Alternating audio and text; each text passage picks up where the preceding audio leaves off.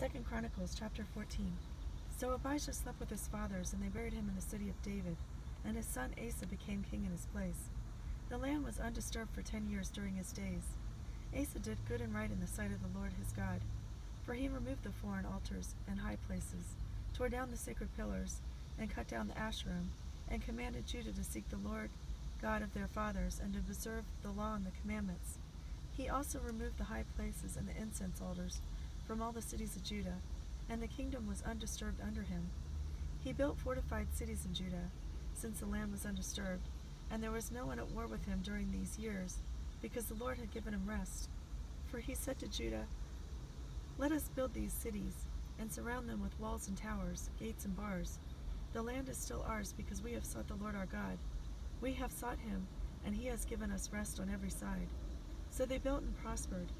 Now Asa had an army of 300,000 from Judah, bearing large shields and spears, and 280,000 from Benjamin, bearing shields and wielding bows. All of them were valiant warriors. Now Zerah the Ethiopian came out against them with an army of 1,000,000 men and 300 chariots, and he came to Mareshah. So Asa went out to meet him, and they drew up in battle formation in the valley of Zephathah at Mareshah. Then Asa called to the Lord his God and said, "Lord, there is no one besides you to help in the battle between the powerful and those who have no strength. So help us, O Lord our God, for we trust in you, and in your name have come against this multitude, O Lord. You are our God.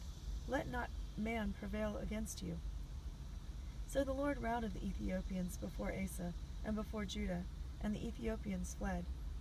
Asa and the people who were with him pursued them as far as Gerar, and so many Ethiopians fell that they could not recover, for they were shattered before the Lord and before his army, and they carried away very much plunder.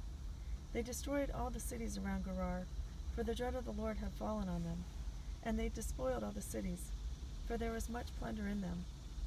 They also struck down those who owned livestock, and carried away large numbers of sheep and camels. Then they returned to Jerusalem.